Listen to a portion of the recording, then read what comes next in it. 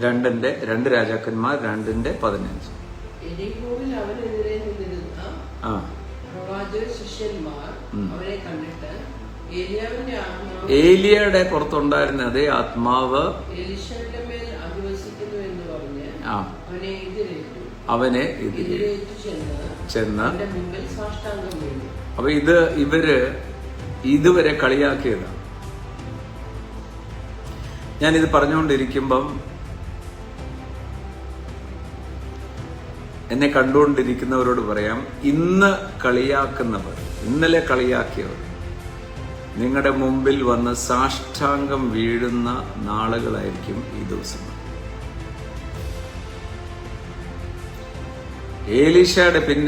ഏലീയയുടെ പിന്നിൽ ഏലീശ നടക്കുമ്പോൾ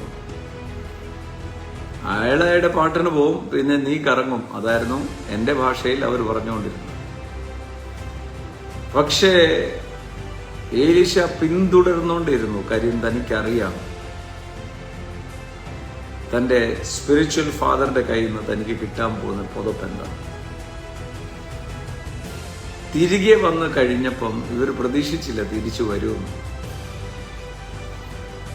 നിങ്ങളുടെ ജീവിതത്തിൽ നിങ്ങൾ വിശ്വാസത്തിൽ ഇറങ്ങിയത് കൊണ്ട് തന്നെ ഇനിയും ഒരു പ്രതീക്ഷയുമില്ല എന്ന് വിചാരിച്ചിരുന്ന സ്ഥാനത്ത് നിങ്ങളെ ഈ ദിവസങ്ങളിൽ അൺയൂഷ്വൽ ആയിട്ടുള്ള സ്ഥാനത്തിൽ കർത്താവ് കയറ്റും.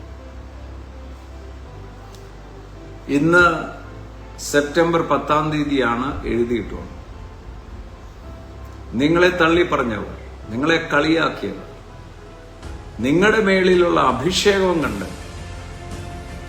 നിങ്ങളുടെ മുമ്പിൽ വന്ന സാഷ്ടാംഗം വീണിട്ട് പറയുന്നു, നിന്റെ മേൽ പരിശുദ്ധാത്മാവിന്റെ അഭിഷേകം.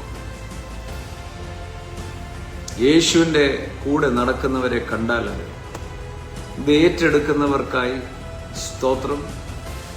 ഏറ്റെടുക്കുന്നവർ ഒരു വാശി ഉള്ളിലുണ്ടാകും. ഞാൻ കർത്താവിന്റെ കൂടെ ഇരിക്കും. കർത്താവ് യേശുവിന്റെ നിറവിൽ നിന്നും ഞാൻ നിറയട്ടെ. ഇവര് വീണ്ടും എന്നോട് കർത്താവ് ഇങ്ങനെയാ പറയുന്നത്, സാഷ്ടാംഗം വീഴും. നിന്നെ ഉപദ്രവിച്ചവരുടെ മക്കൾ വന്ന് നിന്റെ മുമ്പിൽ സാഷ്ടാംഗം വീഴും.